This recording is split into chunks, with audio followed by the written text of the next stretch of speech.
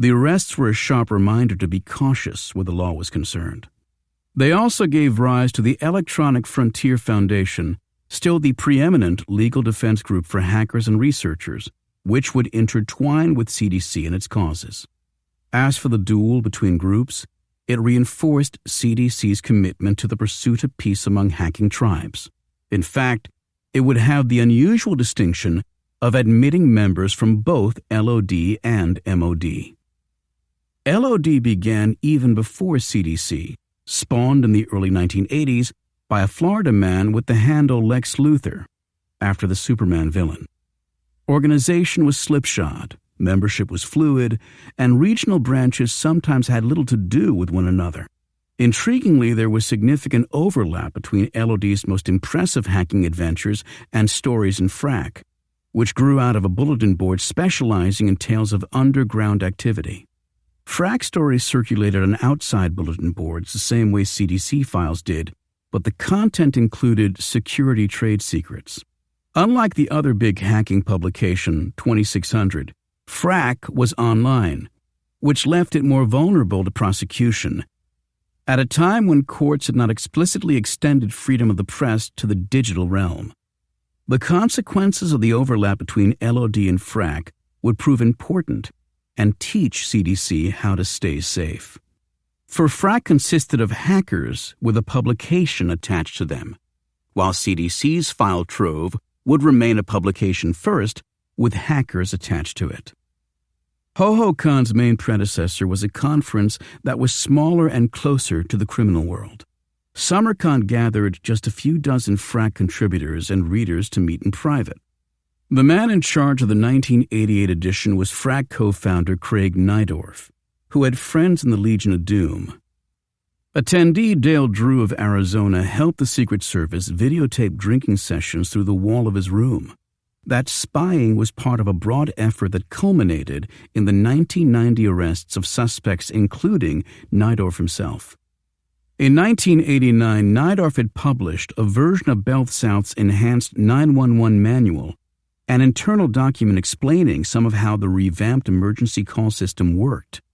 It had been provided by a member of the Atlanta LOD, who was also arrested and pleaded guilty. Nydorf was charged with being part of a scheme to defraud AT&T. By the time of his July 1990 trial, Nydorf was majoring in political science in college and disinclined to settle. Nydorf knew the manual had been stolen, but he hadn't broken into machines himself and had not profited from the theft. FRAC was free to readers. Nydorf's trial became a pivotal moment for hackers and their defenders, in large part because of Jesse Dryden's family friend, John Perry Barlow, the freewheeling Grateful Dead lyricist and early fan of online communities who would be a major influence on CDC. Barlow's fellow acid-taking deadhead Stuart Brand had spawned the online community The Well in 1985, and Barlow was a prolific and eloquent contributor. For those with primitive online access via modems, university networks, or other means, it was a mega bulletin board, broken up by topic. Barlow appreciated the dialogue and the chance to connect with interesting people even from his Wyoming ranch. Barlow's introduction to the rougher side of the Internet came in late 1989, when he participated in a Well group chat about the nature of hacking that was curated by Harper's Magazine, which printed excerpts. Among those typing in facts and opinions over the course of a week were open-source software crusader Richard Stallman, 2600 editor Eric Corley, under his post-indictment handle Emmanuel Goldstein, and Cliff Stoll, the Berkeley astronomer who had traced hackers working for Russia and chronicled the work in his book The Cuckoo's Egg. Most of the drama came from two brash young New York hackers identifying themselves as Acid Freak and Fiber Optic. After Stoll complained that hackers should not be free to enter networks to obtain financial histories from the big credit bureaus, Barlow said he was far more bothered that unaccountable corporations had gathered such data in the first place, which he equated with thievery. Anybody who wants to inhibit that theft with electronic mischief has my complete support. But after Barlow called Acid a punk for lacking vision, Fiber obtained Barlow's credit report and dumped it into the online conversation. Everyone gets back at someone when he's pissed. So do we, he typed. Barlow later wrote, I've been in redneck bars wearing shoulder-length curls, police custody while on acid, and Harlem after midnight, but no one had ever put the spook in me quite as Fiber Optic did at that moment. Even so, Barlow continued to say he was more worried about the government restricting or monitoring computers than he was about the punks. He met the two hackers for Chinese food, reaffirming his belief that they were not the main enemy.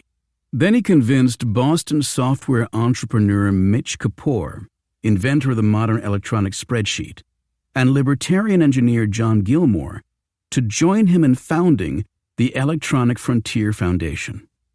Gilmore would soon host the cyberpunks mailing list, which would be home to the most public-spirited cryptographers of the next 2 decades, along with hackers, assorted freethinkers, and the probable inventor of Bitcoin. The trio's long-term goal was to extend the freedom of the press, freedom from unreasonable search and seizure, and as many other rights as possible to the digital realm. The short-term goal was to defend hackers who were merely exploring from the full consequences of zealous prosecution, starting with Najdorf.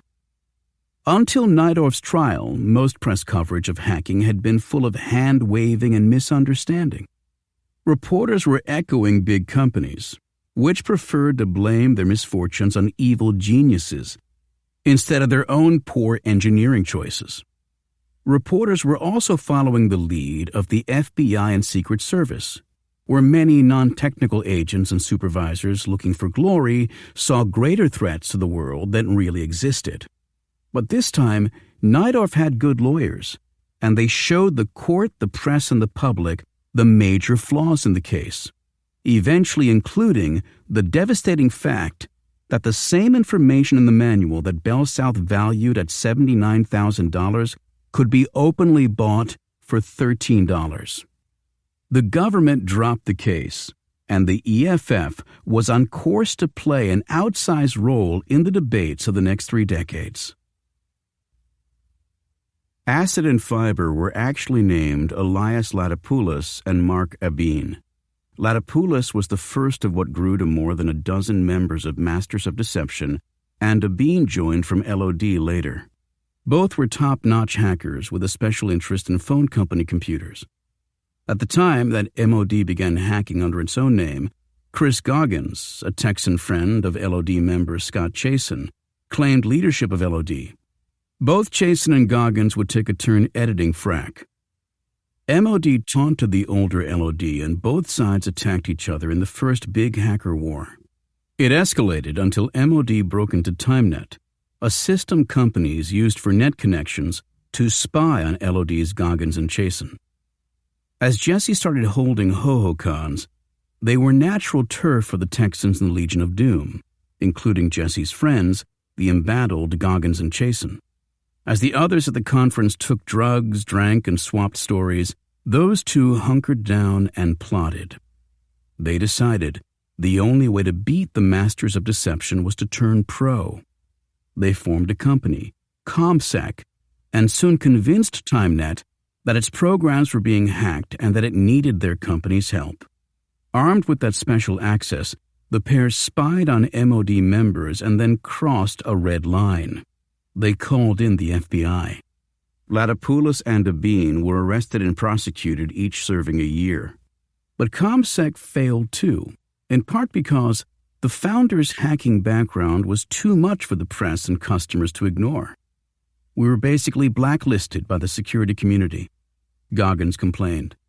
At one ho-ho-con, Goggins told an audience with many admirers that he was angry at how hard it had been. I'm really pissed, dealing with presidents of corporations one day, and then you're stuck in a low-life grunt position trying to scramble for money to feed yourself. That attitude changed as more companies realized that hackers had knowledge they needed. Chasen went on to found 3 companies that were acquired by major firms in the security industry and served as a senior executive at number 2 antivirus company McAfee. Many other friends gave the LOD men a hard time for going straight and especially for calling the cops. But of those, a large number ended up going straight themselves. Anybody that could have made a career out of it did make a career out of it, said Jesse's 1980s housemate, Michael Bednarczyk, known online in those days as Archangel. You can start out as fuck the man, but then you become the man, and you start to see things in a different light. Many of the best and brightest in CDC would go straight later, when it was easier. But in general, they would avoid the blowback from friends and other hackers that came from working with police and the FBI, going instead to intelligence agencies and the Pentagon. For all the tension over career paths, gang alliances, and views on law enforcement, HoHoCon was a blast for most people who attended, and it was a major step toward realizing the community that CDC and others had been trying to foster. With informants everywhere, it was hard to build trust, especially online. In person, it was easier. There were a lot of drugs, a lot of people on acid, but you bond through that, Bednarczyk said. Now you have someone you've met and trust, and that builds relationships that are pretty strong. In those relationships, people gave information and received it. Everyone learned more about what was doable and how to do it. Despite the close relationships with LOD leaders, neither Jesse nor CDC took a side in the war with MOD, which ended in the demise of both groups. Among the lessons they took, there was nothing to be gained from battling with peers and breaking the law, and calling in the FBI wasn't wise either. They had the foresight to understand that doing any of these things would hurt you if you ever wanted to do something constructive for the world. Jesse decided that HoHoCon should be even further above the fray than CDC. He invited not only all manner of hackers, but also early professional defenders and even cops, even after a few arrests at the con. The reason I put on HoHoCon is because I feel it's fairly important to bring everyone from all walks of the computer industry and telecommunications together, both the hackers and freakers and people from the telco and community security business. Jesse said, they can meet each other face to face and get good discussions going. It was easy for CDC to stay neutral because it wasn't a crime board, but a place for criminals and everyone else to relax. Not getting involved with crime was a philosophical choice of the founders and early members, informed by the experiences of Nydorf and the rival hacker gangs. But it was also sheer luck. The most technically adept of the three founders had been Brandon Brewer, and he and his older brother Ty happened to have an Atari computer with no hard disk, meaning they could store nothing of any great size, only text files, not programs in any quantity. In any case, the Brewers departed the scene just after it started, leaving CDC in the hands of comparative doves Kevin Wheeler and Bill Brown. We were like a sperm donor, Ty Brewer said. We strongly influenced the operation in the beginning and then left. It was our DNA, but that's about it. Another future member of CDC was in LOD, and he was both more of an accomplished criminal and more of a visionary than most who came before. Patrick Krupa had been in some of the earliest Apple piracy groups before ending up in LOD. In 1991, he founded the pioneering internet service provider MindVox, which was for New York what the Well was for the San Francisco Bay Area, an early online outpost for people who thought. By Patrick's count, it was only the third place to offer real-time commercial internet connections to the American public. Before then, it had already organized bulletin board-style topics, like the Well. Patrick knew Kevin from the 1980s when Patrick was called Lord Digital, and dedicated himself to freaking to escape his crappy life in Spanish Harlem. He was in it for the challenge of breaking protection around games, and then the feeling of control it gave him to dictate to machines around the world. To socialize, from the age of 14, he went to tap meetings, where mysterious buyers gave him $100 bills in exchange for hacked information they wanted on various people. Patrick also got on heroin as a teenager, and he stayed hooked through age 30. He got clean with the aid of a hallucinogen called ibogaine, and he later helped 100 or so other junkies through the same process, including many fellow hackers. The Patrick of 1992, still on the hard stuff, amazed people who were coming from vastly different perspectives. He explained MindVox that year in an epic text file that ran in truncated form in Wired. In it, he thanked CDC, among others, and gave a personal history of cyberspace to that point that included a frank assessment of many hackers' egotism and criminality, along with admissions of his own opiate binges and unspecified addictions. Patrick said he had eventually realized that the only thing worth doing was helping people. After that realization, he wrote, he reunited with fellow survivors of the busted-up hacker underground who felt the same way. In 1992, 4 years before Barlow would pen what would become one of the most famous political documents in the Internet's history, his Declaration of Independence of Cyberspace, Patrick wrote something very similar, an ecumenical and idealistic manifesto. Cyberspace allows everyone the freedom to coexist without harming anyone else's worldview or belief system, Patrick wrote. He said, MindVox would allow users to intersect with pioneers in computer science, the arts, and politics. Our main priority is to create and continuously evolve an environment that fosters an atmosphere of dynamic creativity, coupled with access to information and ideas that present you with a far greater spectrum of possibility.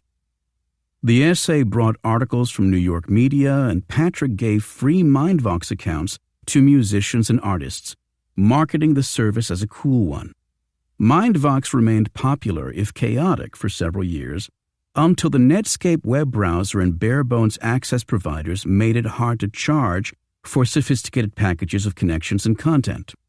The dawning of the easy-to-use web in 1995 would also be the end of the vast majority of bulletin boards. In the meantime, Patrick inspired the rest of CDC and helped it stay together. A conference or two a year weren't enough to keep the group whole, and not everyone could get on the group's #CDC Internet Relay chat channel to keep up with the conversation there. Patrick doled out free email accounts to all in CDC, and Paul Leonard and Carrie Campbell set up an email list to keep everyone in touch. With each passing year, HoHoCon got more prominent speakers, along with more attendees. The second year had 100 people over 3 days at Houston's Airport Hilton. After a hangover-delayed start to the official proceedings on Saturday, Jesse introduced keynoter Bruce Sterling, the science fiction author whose book on the hacking arrests of 1990 was coming out soon. He plugged the new Austin chapter of Barlow's Electronic Frontier Foundation. The next speakers were LOD hackers gone pro, Goggins and Chasen, who bragged that 5 MOD members had been raided earlier in the month. The general debauchery included strippers who gave lap dances to 14-year-old boys in the ballroom and turned tricks in the rooms. The hotel managers repeatedly threatened to expel everyone. At least 5 from CDC were there, including founder Kevin Wheeler and Matt Kelly, all of whom gathered to live write some of what would be CDC's 200th text file overnight. After slick homages to Frack, teen girl magazine Tiger Beat, and the Encyclopedia Brown Mysteries for Kids, the file described the go-go dancers, drugs, and mayhem of the event, as well as telling an absurdist origin story for the cult that involved monster trucks. Not much of that part made sense, yet file number 200 would prove the most popular amongst CDC's own members. Other spontaneous meetings helped shape the future of online security. Bednarczyk was walking down the second-floor corridor when a skinny teenager ran toward him. The kid said someone had kicked a plastic beer ball into Sterling's face, and the police were on the way, Could he duck into Bednarchik's room to hide? Bednarchik agreed, and the teen introduced himself as Jeff Moss, the Dark Tangent. Other hackers were already hanging out in the room, and they introduced themselves by handles that were already legendary to Moss. One of them controlled switches at a major phone company. Another had the attack programs called exploits that could break into mainframe computers. Moss felt like a mouse in the corner with enormous eyes. These 5 people could take over the world if they wanted, he thought. Moss soon would use what he saw, the bonding and the talks and the T-shirts, and found DEF CON, the volunteer-powered Las Vegas hacker conference that would become the biggest on the planet. As HoHoCon grew to hundreds of participants, more new CDC members and future members showed up to meet people they had admired from afar. One newcomer was a talented Boston hacker with the handle White Knight, really named Dan McMillan. He came to learn and to have fun with old friends and new ones, and like many in CDC, he didn't care who had more underground prestige in the hacking hierarchy. Dan was a pivotal addition to CDC because he brought in more technical people. We weren't deliberately looking for hacking chops, Kevin said. It was very much about personality and writing, really. For a long time, the test or evaluation was to write T-files. Everyone was expected to write things. If we were stoked to have more hacker-oriented people, it was because we'd be excited to have a broader range in our T-files. Dan sponsored Bostonian Misha Kubeka, and they would be joined by fellow New Englanders John Lester and Luke Benfey. As the conferences got bigger, it meant more work and less fun for Jesse. He had FRAC or CDC co-sponsor the event to share the burden, and then he finally stopped after HoHoCon 5 at the end of 1994. By then, Moss's DEF CON had taken what Jesse had started and grown it. Vegas had all the illicit distractions young hackers could want, and the unruly attendees or the con itself could be banned by any one hotel and have plenty of others to choose from. If one left drugs sitting out in the room, CDC learned, the maid would arrange them tidily. Moss gave CDC free passes and a regular platform, and it would provide some of the conference's most spectacular moments, drawing more attention and bigger crowds. A quarter century later, DEF CON and its more expensive spin-off for professionals, Black Hat, would be the dominant hacker gatherings in the world, attracting the head of the National Security Agency as a keynote speaker and drawing more than 25,000 attendees to the Midsummer Desert. Jesse never seemed to find his place. He did some contract programming and cared for his famed musician father near San Francisco, nursing him through a terminal illness for a year. And he had a series of misfortunes, including a fire that destroyed most of his dad's memorabilia and a flood that wrecked his stepfather's recording studio. Jesse took to vanishing for long stretches, leaving his mother and longtime friends in CDC puzzling over where he was. Whatever the problem was, it was not alcohol or drugs. Given his parents' problems, he never touched either. If Jesse was unraveling, it might have been because his stories were no longer holding together. In a young life defined by trauma, he had found refuge online and with friends who thought he was smart, cool, and funny, which he was. But he had learned that if the stories were better, people would think he was even cooler. He told many of his friends that he played in rock touring bands with LA Guns and others, yet never sent so much as a cassette to his friend with an indie record label. He told others he played professional soccer, which struck some of them as odd given his small stature. He told people a lot of things, and many of them were not true. Some of this was about defense, psychological defense for someone raised in the shadow of famous and successful people, and also physical defense. Many of Jesse's hacker friends were informants.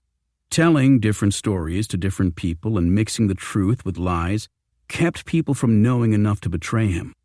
At any time, your cyber friend could become your cyber enemy, Bednarchik said. You want to keep your personas separate. But it was about offense as well.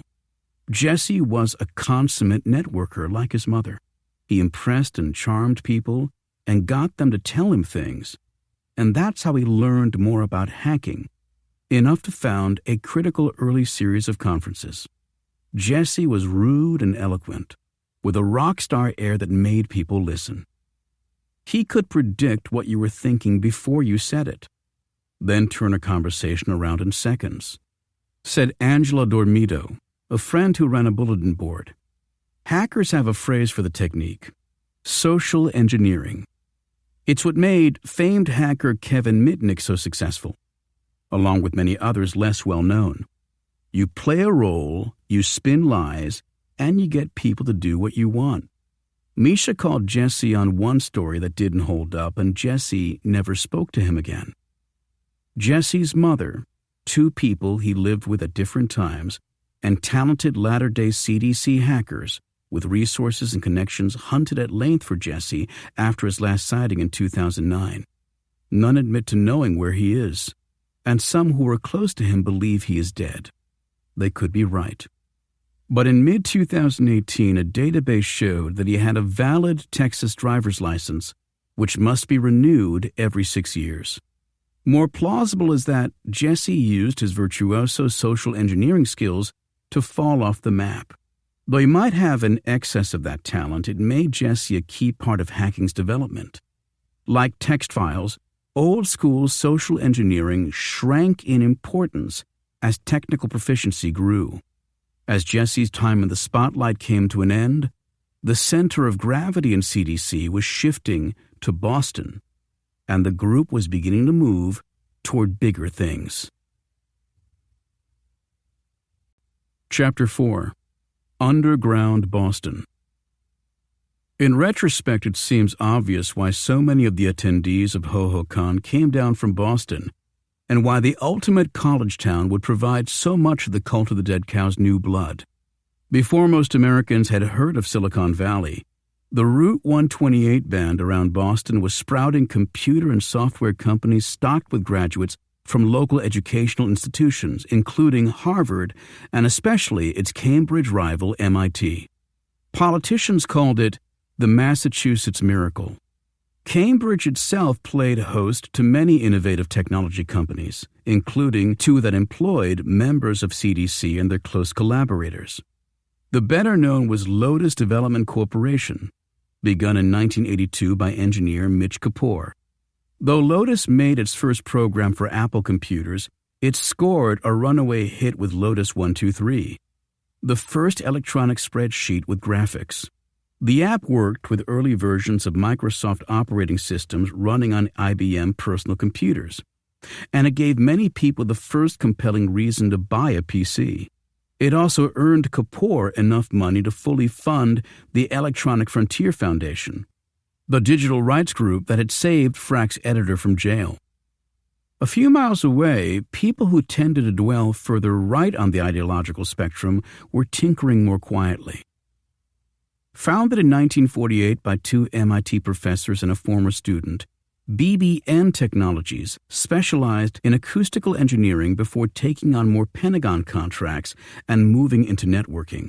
It helped develop working versions of the Internet's basic communications methods known as TCP/IP for the Defense Department's predecessor to the Internet, as well as early versions of email and other programs that remain classified. As in Texas, bulletin boards provided the early online gathering places in Boston. Most of those that were open to all comers barred discussion of hacking, making them less attractive to CDC members. The anything goes exception in Boston area code 617 was the Works, founded by future bulletin board historian Jason Scott Sadowski. Sadowski had started the Works during high school in Chappaqua, New York in 1988. He handed it off to a user to run 2 years later when he moved to Boston for college, where he would preside over the scene starting as an old man of 19. The Works ran CDC files, naturally, and it was a gateway to more serious hacking boards. On the Works, the adventurous could find mention of closed boards hosting discourse that was riskier, or that would have been if the proprietors had not closely vetted the participants to screen out cops, snitches, and the overly talkative. Invite-only boards where discussions could wander into legal gray areas included Black Crawling Systems, Calvary, and one called Democracy, which morphed into ATDT after a modem command for dialing a call. This last was run by roommates who used the handles Magic Man and Darby Crash. In 1991, Boston University grad Darby left town for a job with Microsoft. Under the name Jay Allard, he would push Bill Gates to put internet functionality in Windows 95 and later run the company's Xbox division. John Lester had been on bulletin boards for years from his childhood home in Dartmouth, Massachusetts. He attended MIT and afterward went back for more online fun under the handle Count Zero from the William Gibson novel. While working at Harvard-affiliated Massachusetts General Hospital on Alzheimer's research, he wrote technology explainers for both 2600 and FRAC. Magic Man made John a co-sysop of ATDT when Darby Crash moved west, and John inherited the whole thing when Magic Man left for Colorado. Brian Hassick's Black Crawling Systems was highly technical. Calvary, run by Gogol 13, had a tougher crowd. Gogol 13 liked to break programs. The login sequence featured a picture of Jesus on the cross and a slogan, "You bring the hammer, we've got the nails." One day in August 1991 brought everyone together, prefiguring what would become known as the Loft, the first shared hackerspace in the country and a powerful symbol of hacking's positive potential. John and Darby lived in the same apartment building near Fenway Park, home of the Red Sox. They decided to host a barbecue on their roof to get the regulars on their various boards together, calling it the Grillathon. Everyone was instructed to bring their own food to cook. For the majority, it was the first time people had ever set eyes on each other, even if they had chatted online for years. It was then John met the mysterious Gogol 13, who made quite an impression. Most of the kids were skinny, nerdy, and pale. Gogol 13 was a big man who arrived riding a badass motorcycle, looking exactly like the rock club bouncer they later discovered him to be. Then 6'6" Luke Benfey, known as Death Vegetable, showed up and towered over Gogol 13, though he was much milder in manner. Soon-to-be CDC members Dan McMillan and baby-faced Misha Kubeka were also there, and a 14-year-old kid with the attitude of a delinquent, Joe Grand, known as Kingpin. A football game broke out, and Luke carried the ball on a play during which Gogol 13 seemed determined to stand out. He launched a flying tackle at Luke as another hacker did the same from the other side, shielded from Gogol 13's view by Luke's enormous bulk. Luke went down, and Gogol 13 got up with a gash over his eyebrow that bled so profusely into his eye that he couldn't cycle home. Instead, he walked a few blocks to Beth Israel Hospital for stitches and came back for more beer. Grand, in the meantime, had been kicking coal off the roof at people walking below, one of whom had called the cops. The elevator was out of order, so by the time Boston's finest made it to the roof, they were out of breath and extra mad. John and the others apologized and plied them with sausages. They accepted but warned, if we have to come back here again, somebody is going to jail. Even without the blood and the cops, it would have been a memorable day. Finding out what people were really like cemented relationships that would last decades. The annual Grillathons themselves are still going as of 2018. Soon John moved into Hassick's building in the South End. Both of their girlfriends complained about the computers and other odd equipment spilling all over their apartments, much of it bought cheap at the MIT flea market for discarded electronics. The two women were trying to start up a business of their own, sewing decorations for hats, and there simply wasn't enough apartment space for both projects. In 1992, John found an artist's loft with cracked floors and character a stone's throw away on Waltham Street, and all four started using it for their hobbies. It was a loft, but when they referred to it in writing, John called it something tongue-in-cheek. The loft with a 0 instead of an O, and with the PH from phreaking. It was leet speak, the joking elite language of hackers. John and Hassick then rented out desks to their friends, including Gogol 13, Dan, and Grand, who was brought in as a way of keeping him from following a criminal path. Grand preferred messing with hardware gadgets to software, putting him well ahead of the chip security and maker movements to come. But he had not shed enough of his punk attitude when he met the older hackers. He was getting access to credit bureaus with stolen passwords, pulling information on doctors and dentists, and then calling banks and asking for new credit cards in those names. The turning point came in 1992, after he broke into a Michigan AT&T office, avoiding jail only because he was a juvenile. Grand's parents let him keep hanging out at the loft, realizing the older guys there could help redirect him. And they did. When the hat business failed and the women moved their stuff out of the loft, it made room for a few others. Brian and I had this vision of it being kind of a clubhouse, anarchic learning lab where people could bring hardware and take it apart. We could leverage each other's expertise as well as existing hardware. John said, people who had a lot of potential in certain areas could meet people who could maybe mentor them and introduce them to others. John and Hassick had just founded the first enduring hackerspace in America. For the next 8 years, the Loft would be one of the great hotspots in hacker history. It would host CDC's first website and eventually share 4 members with CDC in a kind of co-evolution. Admirers founded similar spaces around the country. John saw it as a sort of 3D bulletin board, a permanent bridge between the digital and physical worlds, a communal clubhouse / think tank / meeting place / storage place for hardware / communal library and crash pad. John had read CDC files on the works, and he joined Misha and Dan in a Boston delegation to HoHoCon at the end of that year, 1992. He ended up in what he dubbed the Suite of the Elite, the biggest and most communal hotel room at the con, which would become a standard feature of any con with a CDC contingent. There, too, was Kevin Wheeler, Swamp Rat himself. It was late, they were tired, and they chatted about a number of things. Then John asked casually, "How do you get to be in CDC anyway?" Kevin explained that since he started it, it's just basically if I say you're in. "Oh," said John. "Could I be in?" Missing the point and responding theoretically, Kevin said, "Yes, you could be in." Rolling his eyes, John kept going. "May I be in?" And Kevin waved a rule against letting in people who asked to join. "Okay, sure. You're in the cult of the dead cow."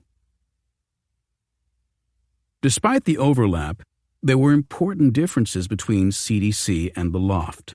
The former had no physical place and no rent to pay, and it included a greater variety of people. The lack of an address also made it easier for CDC to stay darker and more mysterious, and more easily associated with the criminal underground, especially when it chose to play that up. But in truth, the Loft also attracted people with a range of attitudes toward activity that approached or crossed legal lines. There was no one whose chief goal was hacking for profit, but that still left a lot of room for varied approaches.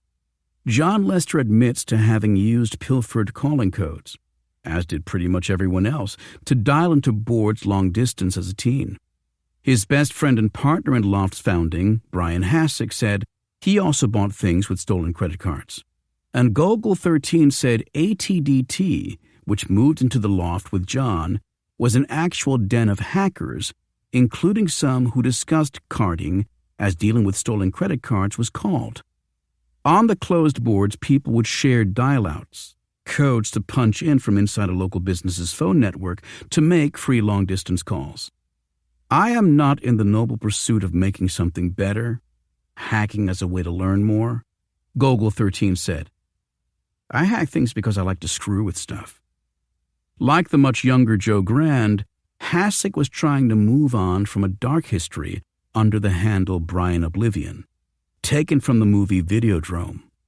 The son of a Pennsylvania steelworker and a go-go dancer, Hassick had tapped into a neighbor's phone line so he could war dial numbers from automated modems on 2 phone lines simultaneously to see who or what would accept the connection.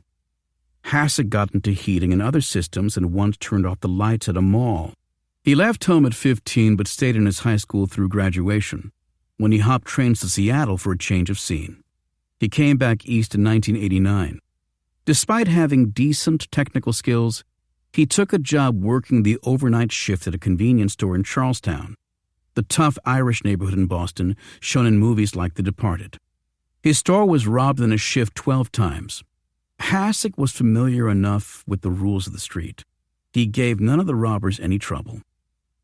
Hassick and others who would power the loft in CDC were born in the period 1969 to 1971. That made them the perfect age to take advantage of a magic window between when War Games came out in 1983 and when the Computer Fraud and Abuse Act made unauthorized computer access a criminal act in 1986. On average, kids born in those years were also more likely to have young parents with a critical view of the U.S. government.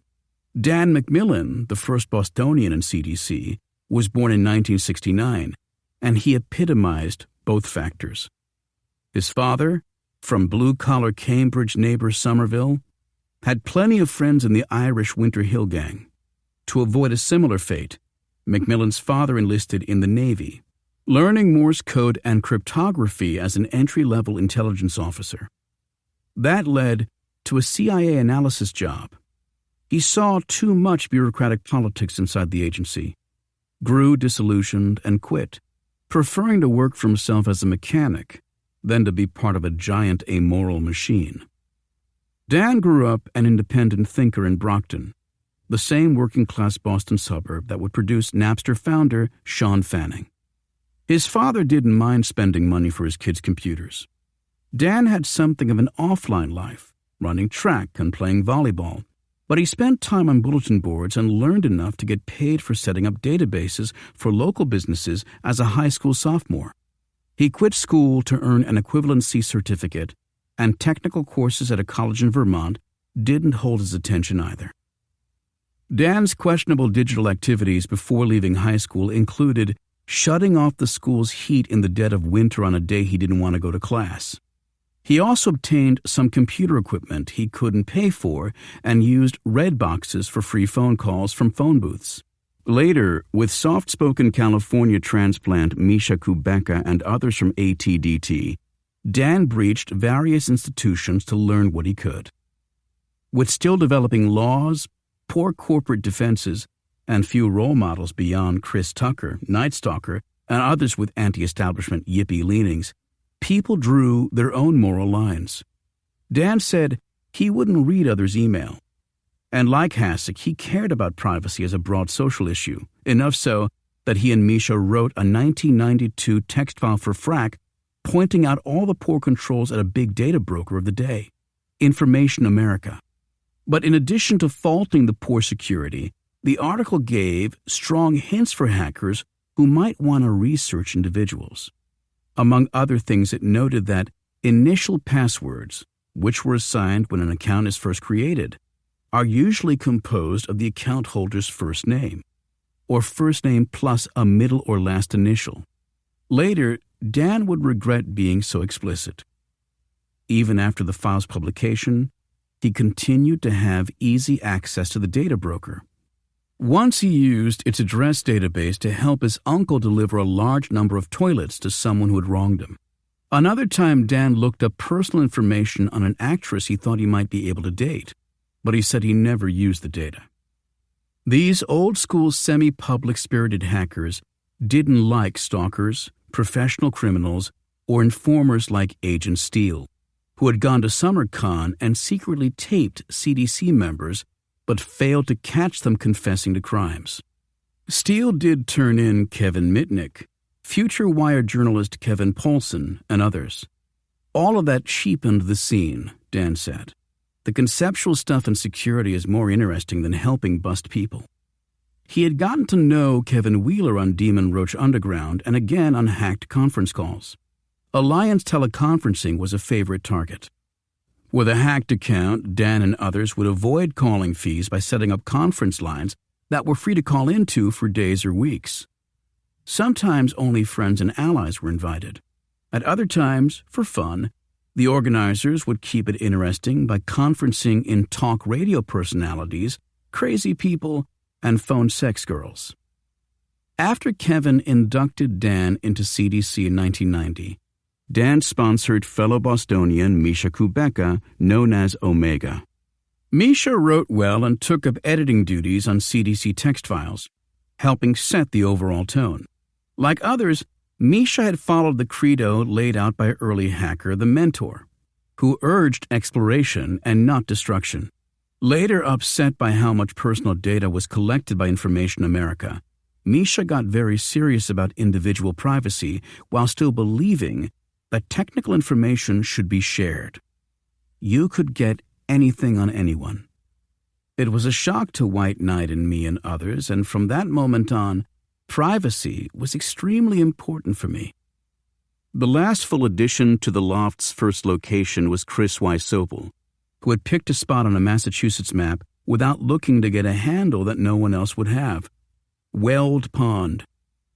All the desks were spoken for by then, at $200 per month rent.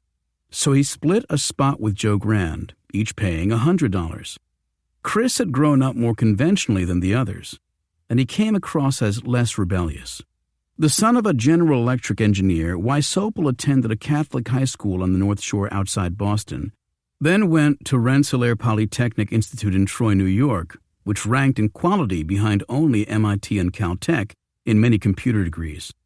At RPI, he hosted a hacking bulletin board that attracted some from the Legion of Doom, but he didn't get in much trouble himself. Returning to the Boston area in 1987, Wysopal got a coveted job at Mitch Kapor's Lotus Development and stayed focused on that. But a few years later, he started hunting for bulletin boards again, landing at the works in Hassek's hardcore hacking bulletin board, Black Crawling Systems. A few months later, Hassek invited Wysopal to the loft as well.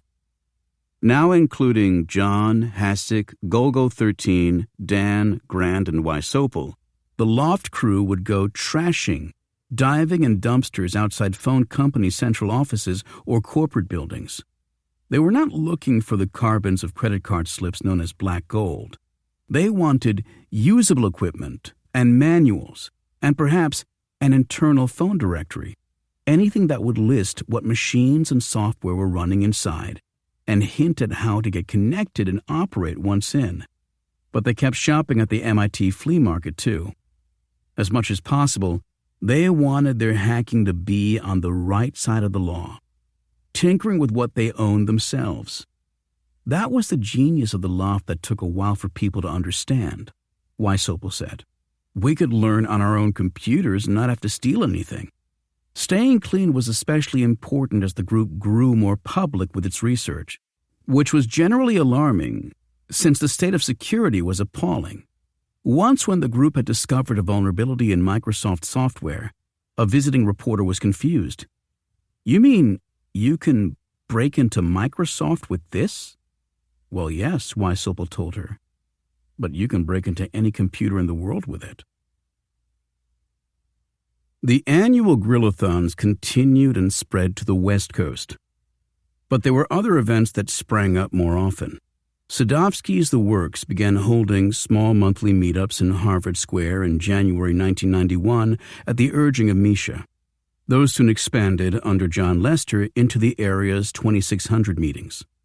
The gathering started in Café Aventura on the second floor of an indoor shopping center called The Garage. When the weather was nice, they often moved to the outdoor tables at Au Bon Pain, across the street from Harvard Yard. Later, when too many people came, the first Friday meetings moved to the Prudential Center in downtown Boston. It was an unstructured show and tell and social hour, with people moving from table to table. After the meetings, smaller groups would head into the square or to MIT, where they could monkey around with payphones, explore the tunnels, or abuse the internet terminals in the lab. MIT was home to open-source fanatic Richard Stallman, who didn't believe in passwords, and the same ethos contributed to what would otherwise have to be seen as very poor security practices. Among them was the lightly guarded secret that any lab terminals would grant internet access to the username root and the password Mr. Root, later upgraded to Dr. Root. Often enough, old-timers would finish the night at Sadovsky's apartment. It was on one of those occasions that Misha and Dan McMillan realized that they had known each other for 2 years online.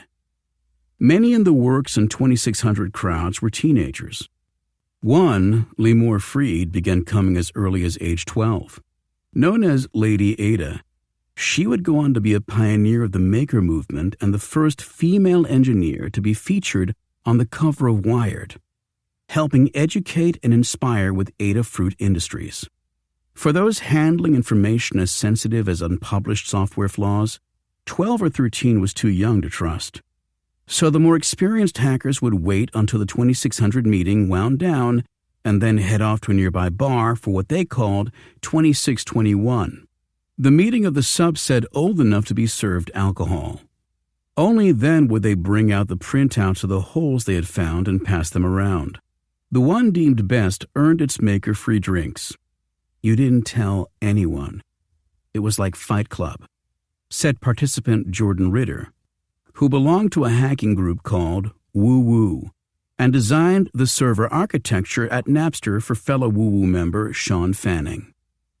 Even without admittance to Sadovsky's Place or 2621, the monthly meetups were a great place to find out about other boards, plan road trips to cons, and hunt for roommates.